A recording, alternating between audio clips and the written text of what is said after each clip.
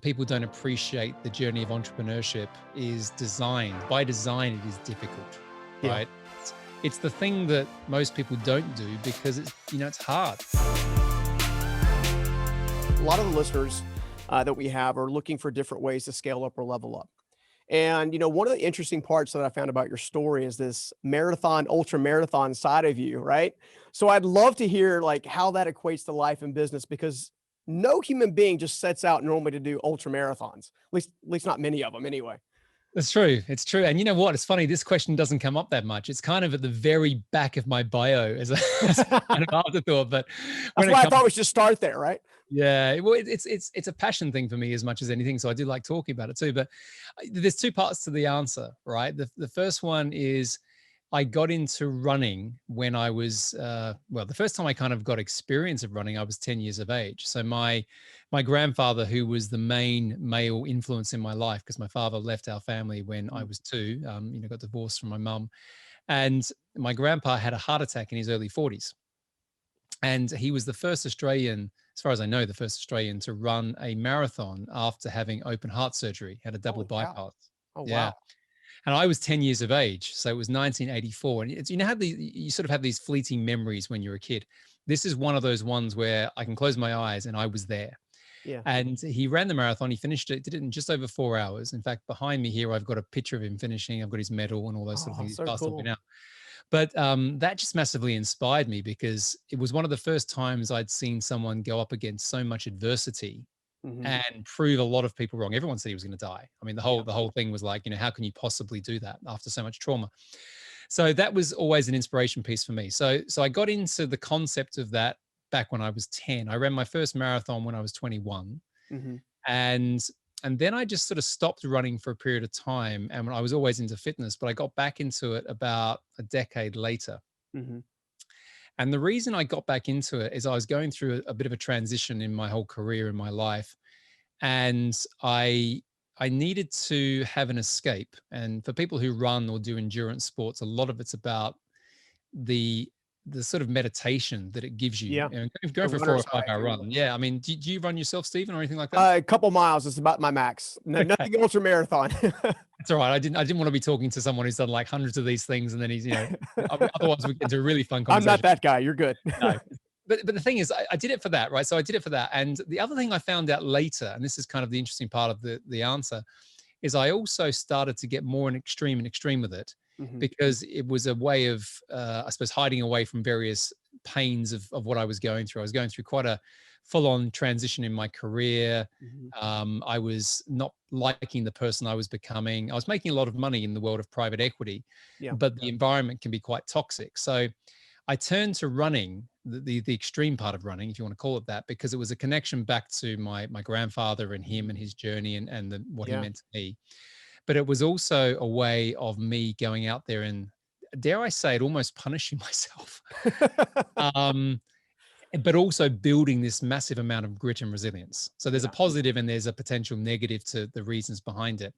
And I just found that by going out there and putting myself through these 24-hour runs, Yeah. 100 miles, all that sort of stuff. I was running a marathon every Sunday as a training run.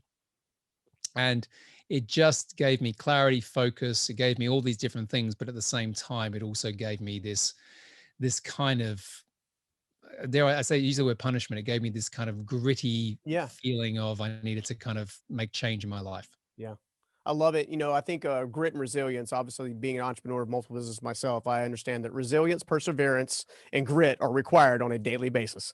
Yeah. You work your mind and your body through those things. It doesn't matter if it's running Yeah. or doing some of those Ironman and things like that. But what I found is because I conquered things that a lot of people would find very difficult to Yeah. comprehend, whatever happened in my business life, which is what I was channeling at the time, Mhm.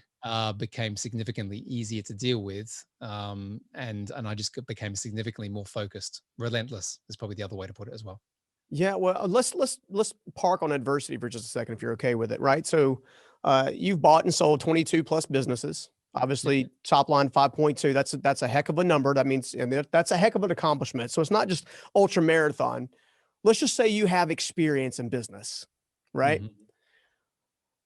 you deal a lot with entrepreneurs that are trying to scale up, from, I assume the startup phase all the way to the existing business that are just trying to level up, and you have a ton of great content around that. In doing so, have you been able to uncover maybe three common denominators or three specific adversities that all entrepreneurs are going to face that need to be addressed and overcome? Yeah. So there's a couple of things that jump straight out for that question. The first one is people don't appreciate the journey of entrepreneurship is designed. By design, it is difficult, Yeah. right? It's the thing that most people don't do because it's hard, right? Not necessarily hard to be successful if you stay, you persevere, Hmm. but you are going to hit these challenges. So the first answer I'll give you is the identity of an entrepreneur needs to change and evolve at the various stages of business growth. Hmm. So the person who's great necessarily at starting a business, that creative stage, that fun stage, Yeah. when you go into scale up, you're working with a whole different set of principles and practices to be successful, Yeah. right? So it's that whole saying about, the person needs to change to be able to tackle those problems, not necessarily the environment. Yeah. Okay, so that's the first piece.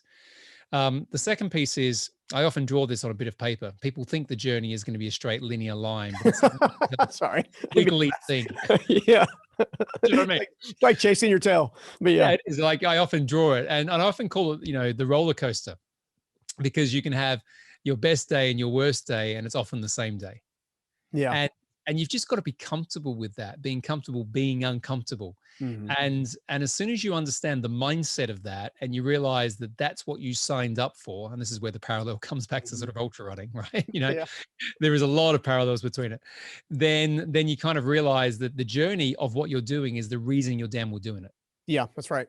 Right. The people who That's right. think it's about the money, they think it's about, having an island and whatever else you desire, that may or may not come. You've got to learn to love the journey to be Yeah. successful, in my mind.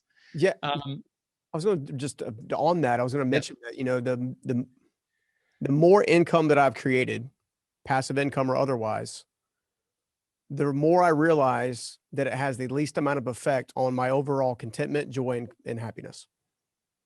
Yeah.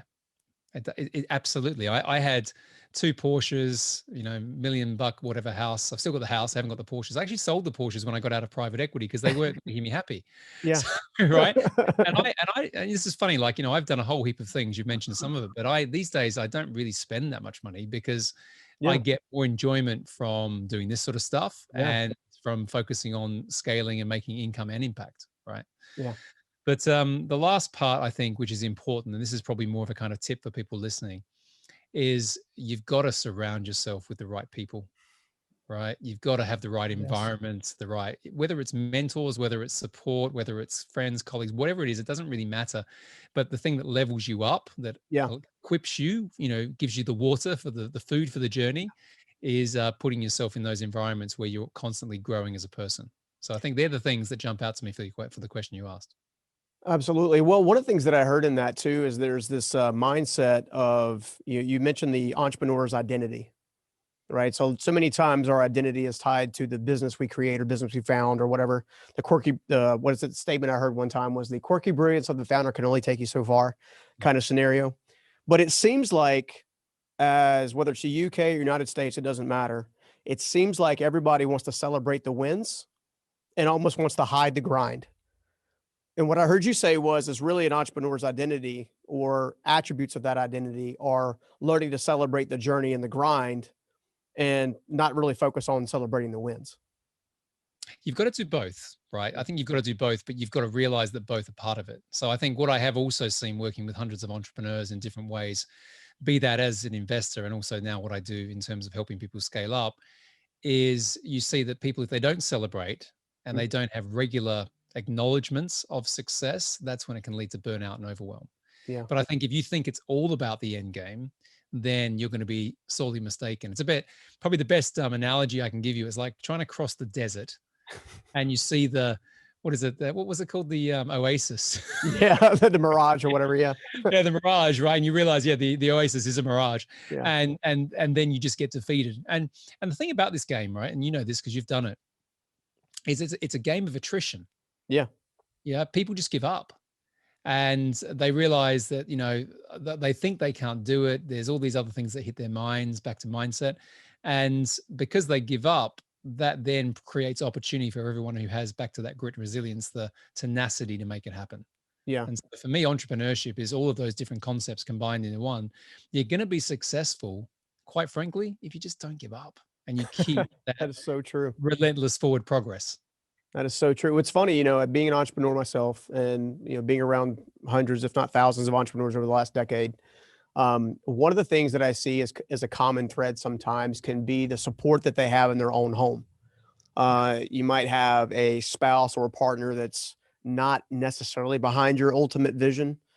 Or you might have one that's like, go get it, baby. You got this. Go on with your bad self kind of thing.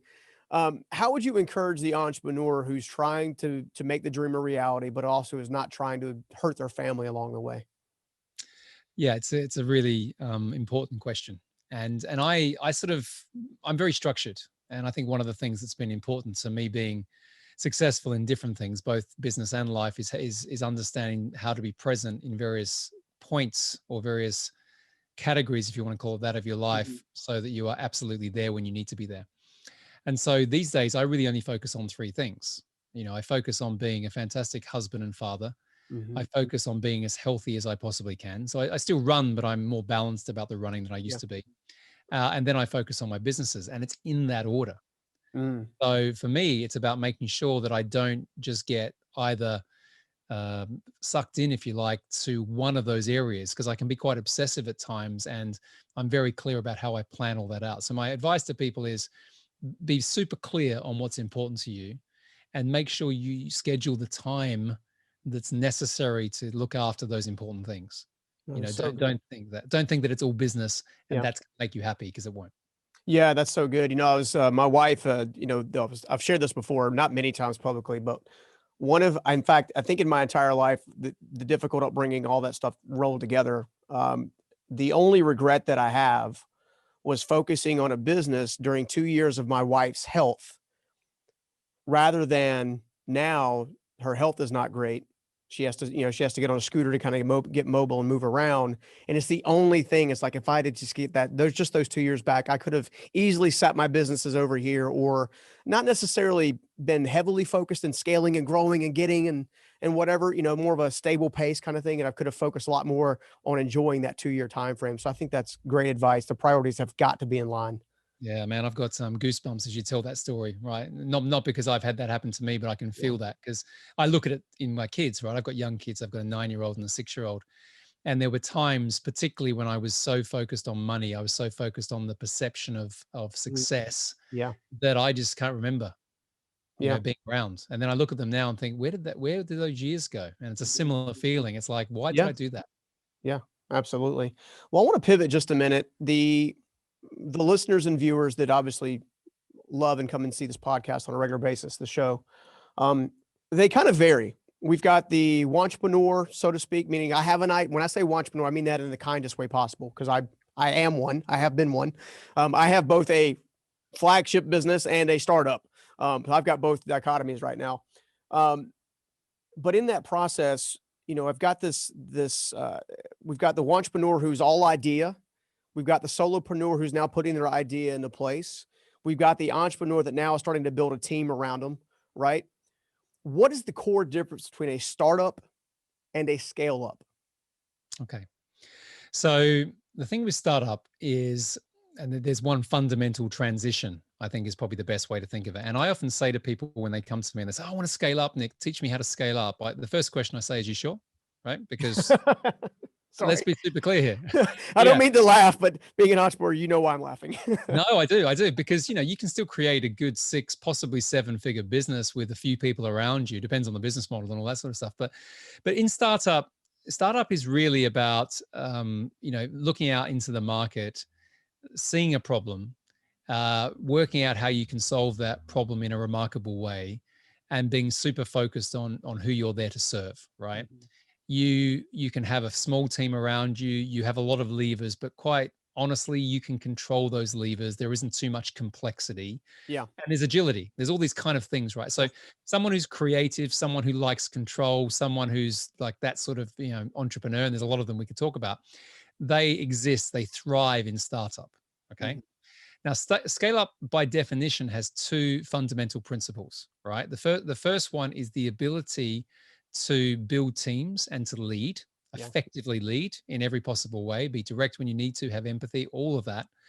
And it's the ability to create process and structure and systems. And most importantly, around all of that, run businesses through numbers and metrics. Now, if you think about the difference between the leader, back to that identity point we spoke about beforehand, think about that creative entrepreneur for a sec, right? Who's coming up with the idea, is, a bit out there, massively visionary. Imagine the idea of talking about structure and process, schematics, scorecards. All right. That makes me want to slow down. I don't want to slow down. Yeah. See, I love that stuff. So for me, I'm very much a scale up guy. I'm about precision. It's probably my favorite word. And so that's the big fundamental difference. If you want to take that journey, you've got to realize that it's not about how can I achieve, it's about who's going to achieve this for me. It's the who, not how. And a lot of entrepreneurs really struggle with that, about who they need to become to step into that. And a lot of them try and go into that, but they fail miserably because they don't realize how they have to evolve.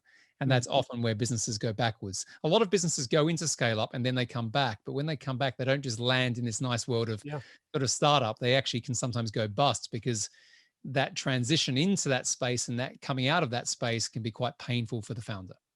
Absolutely. As I was thinking back, I think using experience is the best teacher. My greatest business mistake, bar none, was building a business without building myself.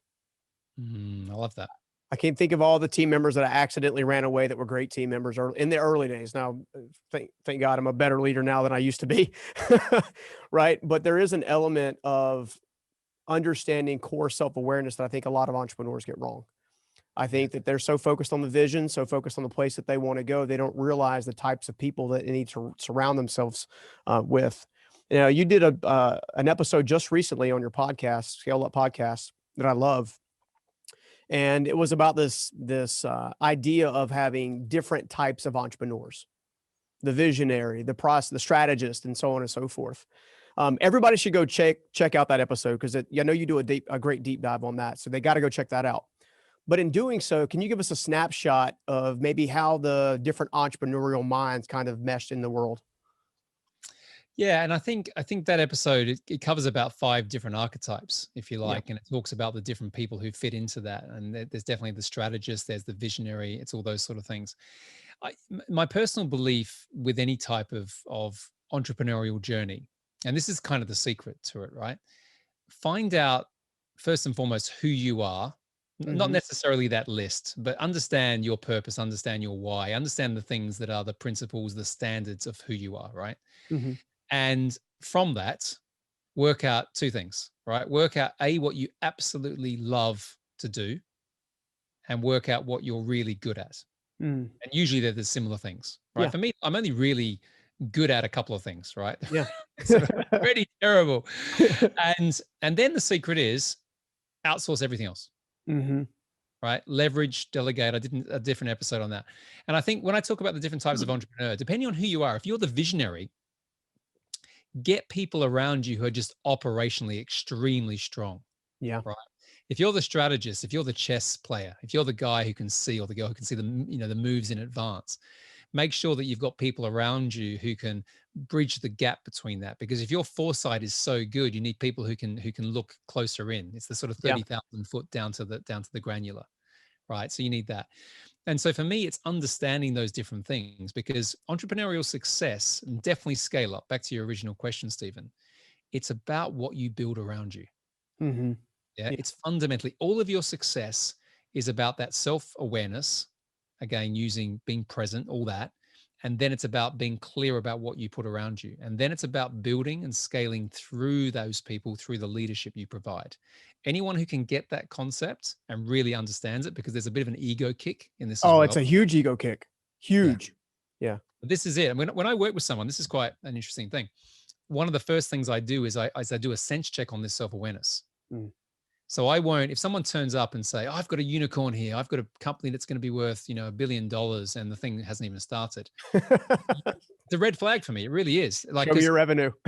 Sorry. it's not so much the business, it's the Yeah. mindset, right? Yeah. It's Yeah. this. I work with some pretty interesting companies now where there's a humbleness to the leadership, That's right? good. And for me, it's all those different things. So I think that my suggestion is you definitely have a listen to that episode. I think it's going to give clarity to a Oh, lot it of is. people. But the main thing is not so much about you trying to be all of those different personas. Yeah. It's Because you understanding can't where be. you play. No, you can't be. It's impossible. Yeah. You can double down on what you're great at. Absolutely. One of the reasons I wanted to bring that up is because I think a lot of entrepreneurs are chasing the alternate ego or the alternate expectation. They're chasing someone else's expectation of what a leader is supposed to be or their style of entrepreneur is supposed to be. I know for me, when I first got started back in the day, I'll never forget this. My dad told me one time, he said, Scoggins don't get ahead, they get by. Right. And that drove me for, gosh, a decade before I finally understood that, hey, wait a minute, this is my life. I probably should become more aware of who I am and what I'm good at and start to leverage that to the service of the most people.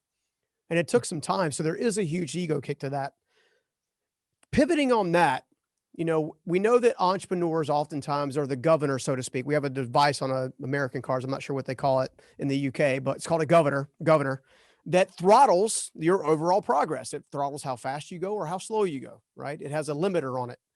I've You never know, heard that before. I don't know if we must have them here, but this is the governor. it's Wow. what keeps the teenagers from going too fast, basically. So, Yeah, I yeah. got it. School buses have them on them for sure. But this device obviously limits how quickly or how scalable, that car, whatever bus can do it. And the entrepreneur, the gunslinger, if you will, or the type of entrepreneur is that governor for any business. That being said, after the entrepreneurial correction or the ego trip, not the ego trip, but the ego fix where that person's learning humility and they're beginning to grow, what do you think the next differentiator is between a good business and a great business? So I look at businesses as we've talked a lot about the persona and the identity of the founder, the CEO, and that you could actually bridge that into the leadership team, particularly when you Yeah. start to get up to businesses that are scaling. I look at things. I step back a little bit now, right, and I look at it with more objectivity, and I'm looking at what are the tangible and intangible characteristics of a great business, which I therefore define as one that is highly valuable. Mm. Okay. And now value doesn't mean necessarily it's making lots of cash. It can be valuable in terms of the impact it's making on the world. But I look at it in terms of those two things. Profit and purpose is another way of calling it out. Mm-hmm. And when I look back at my 15, 20 years in private equity, we had 6 characteristics that were super important.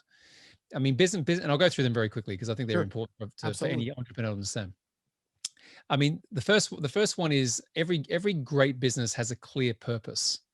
And that's defined by it understands where it's trying to get to, part of the vision, but it also understands where it is now.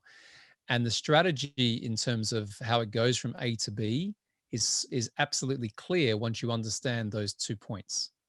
Mm. Okay. So where am I going? Where am I today? And why does it matter? Mm. Okay. Now, a business that can't answer that fundamental question, again, it still sits with the leadership team. But if you can't articulate that, Yeah. it decreases the value, right? Yeah. The second thing which people misguide, if you like, is what I call a bias for profitability.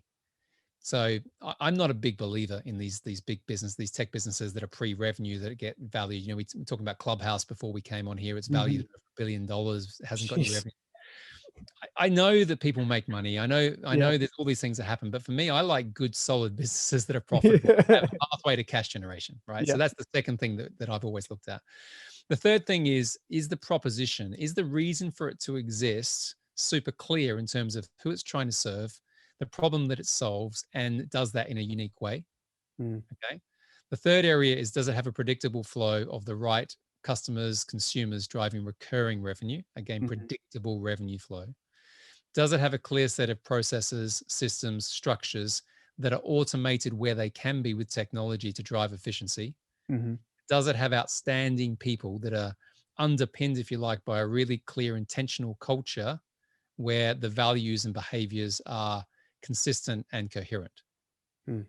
So that's whenever I look at a great business, I'm scoring in my mind. It's funny, right? I've done this for so long. Yeah. I used to be the guy that would go into private equity backed businesses and turn them around, right? That's Yeah. what I did.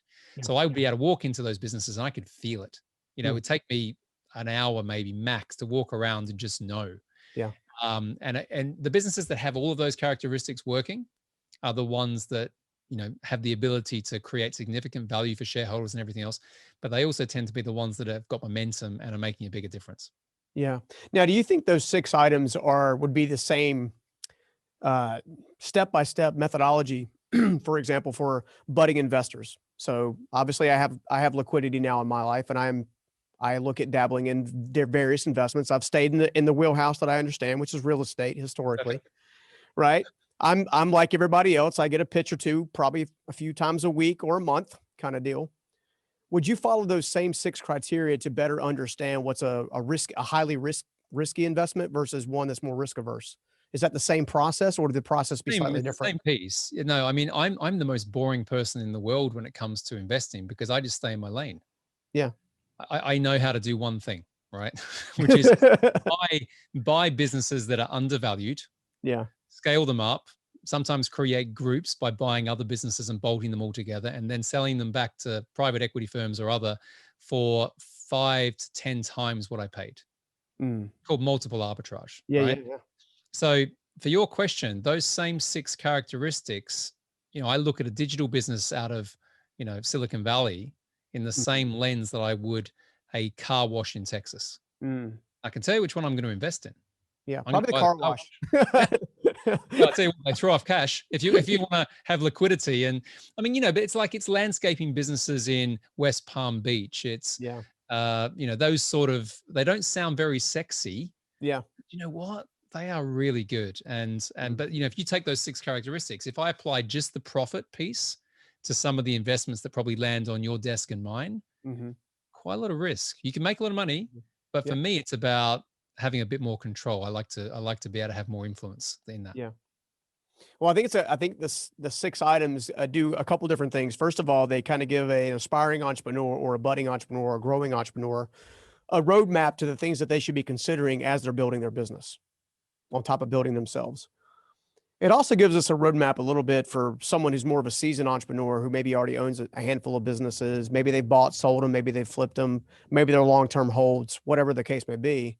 I think it's also a good idea to use those as a lens of protection to make sure that what you are buying is in fact either undervalued or valued properly, right? Because we know that the biggest mistake you can make in the buying of businesses game is to buy an overvalued business by a long Oh, shot. yeah, and just on that one point, that's usually what I call the emotional equation, because it's a little bit like finding your dream house and then you feel, it's called deal heat actually in the Yeah. world of private equity, because you fall in love with the deal, with Mhm. the business, as opposed to looking objectively at the deal. Yeah. Yeah, which is definitely something that's, more seasoned entrepreneurs have to be very careful of. I'm sure, I don't know if you've ever been burned. I've bought a couple things that maybe I shouldn't have bought, which is I how I lost learned the money lesson. on. I lost quite a bit of money when I did what everyone else does in the world of private equity. You get all these different things. You kind of think you're invincible. All these tech businesses turn up, and I'm pretty astute, right, when in terms of how I evaluate that. But Mhm. even I, back in the day when I was kind of, had probably too much testosterone, thought, I know, but that's going to turn into this. And listen, no judgment. Anyone who can do that with precision and gets, excited by that, there's nothing wrong with it. Mhm. I just choose to play somewhere else where I know Yeah. that I can add the most value in terms of what I'm good at, back to what I said beforehand, and what I love doing. Love it. Love it. Well, look, how can everybody find you and find out more about you and connect with you? Yeah, so I think the first thing is, if you've got a business, listen to my podcast, Scale Up Your Business. I've been doing it now for 2 years. It's been an incredible journey. And the thing I appreciate the most of that is meeting people like you. And I can't tell you how many friendships, business Yeah, relationships, it's just been outstanding, right? that's So awesome. so if that helps people, then listen to it. And then we've got a Facebook community as well, which has got about 3,000 to 4,000 people. And it's a great, we're very clear. It's not a pitch fest. I hate all that. It's basically people helping people with their businesses. But if people want to get out directly in touch with me, I'm on Clubhouse. Come find me. You'll see me on stage. I found you. Uh, you found me, Instagram or LinkedIn. You can search for me there. I get back to every single message. It's not as quick as I'd like these days, but I promise I always get back to people. Good deal. Good deal. Well, one final question before I let you get back to your busy day. And that is, what is the lasting legacy you're hoping to leave on this world? Yeah, this is really important for me. So I'll try and answer this succinctly because it's the last question. It's a bit of a longer answer. I spent a lot of my life following other people's perceptions and aspirations of who I should be. Mm, So I was told by my grandfather, who we mentioned at the beginning, get a job, the job of security, do this. And I had a successful corporate career, private equity career before I ventured properly into the realms of entrepreneurship like I do now. And so for me, my legacy really now is, because I came to this late, it's about creating as big an impact as I possibly can make on the world. So my whole aspiration is to create a significant business empire. mm, And it's an empire not just for any monetary gain. I don't need the money. It's about trying to create a bigger impact. And for me, that's about entrepreneurship as a force for good to people in countries where they don't really have access to the principles of what you and I understand. mm-hmm, And where this really hit home, and I'll finish with this, is I was running an ultra marathon called the Comrades. It's a big race in South Africa, in Durban. It's 87 kilometers in 35 degrees Celsius heat mm, through sort of these salt plains. And when I was running it, halfway through, you run through the World Vision camps. And that's where they have all the orphan children and everything else like that. And they're lined up along the fence. They haven't got, much at all. They've got ripped clothes. They look dirty. They had bottles of water. They're trying to give the water to all the runners and they haven't got anything. And I remember stopping and walking along and shaking all their hands in this mm-hmm, run. And the thing that hit me is my dad, when he came back into my life, he passed away with cancer. And I mm. thought, imagine if the cure for cancer is in one of these children's heads, Oh but they never man. could get access to it. Oh my gosh. And so my legacy, sorry, long answer. No, I love it. This is exactly why I asked the question. My legacy is about how can I make a bigger impact now that I've understood what my proper mission is, to be able to bring that skill set, that mindset to people, as I said, who don't have that access. Mm-hmm. And so the foundation that I'm setting up at the moment is really about that. And I want to be able to scale that up and be able to achieve my mission through those types of endeavors. I love it. I love it. I got a bonus question for you now. I can't help myself. Just one Go more. One more and I'll let you get back to it. You just mentioned the word empire. There's lots of definitions about what an empire is or what it should be. What is your definition of what an empire should be? Yeah. Okay. So I can tell you what it's not. It's definitely not the negative connotation. For me, we've talked about it in threads through this conversation today. Mm, It's about making a bigger transformational impact on the world. And it's both about the value you can create through business and the wider impact you can make to society in equal measure. I don't think either one of those has a greater salience. yeah. And I believe this, right? I believe that a lot of the big businesses in the world these days, or the big conglomerates, they have more power than governments, Yeah. They really right? do. There's certainly, you look at the wealth distribution. So for me, an empire is an entity. It's a person who builds that because they want to make significant change. Mm. It's not about just the personal thing. It's the philanthropic side of that. So that's how I define it. I love it, man. Dude, thank you so much for hanging out with me for the last little bit, man. I'm loving it. We've got to do this again. I can pick your brain all day long. You're one of what I refer to as my people. Yeah, Like I feel that as well, Stephen. And it's great to, as I said, the gift of this, right, which I've yeah. never ever underplayed, is the friendships I've made through these conversations. Yeah. Well, it goes a long way. And, I'm a big proponent. One of the things I've said here 1,000 times, I'll probably say it 1,000 more, is I firmly believe that the greatest purpose in life one can have is to serve the person they used to be. And you've been talking about that with your grandfather. You've talked about that with the perspective on what an empire should or should not be. You've talked about that through the lens of there's human greatness inside of every single beating heart on the planet. It's just in many cases undiscovered. It just hasn't been discovered yet. And if any way I can come alongside of you along your mission to help you build this empire, whether physically or spiritually or empowerment or high fives along the way, you just let me know, man. I want to see you make that a reality. Oh, listen, I appreciate that massively. I got goosebumps again, Stephen. So thank you very much, sir. I appreciate that. And just to finish one last point of what you said, as I mentioned, I came late to understanding this stuff. I lived in a cloud for a long time when I was in that world of private equity. So my whole thing is now very much unleashed, and I feel like I'm catching up a bit, but not in a bad way. And for me, it's the people that I have managed to meet on this journey, which again is just outstanding. So I just wanted to say I appreciate you, appreciate being on the show, and I've really enjoyed the conversation. Dude, I've loved it, man. We got to do it again. Absolutely. All right. I know you got more interviews to get to, so I'll let you go, buddy. You have a good day. All right. Thanks very much, Steve. Now that you know how to scale up your business and your life, now you got to go to the next step. So check out this video right here. Because as a culture, we're taught that, well, if you're successful, you get high grades, you're a great athlete, you're popular, give you self-esteem. No, Yeah. I call that other esteem, meaning you're betraying your authentic self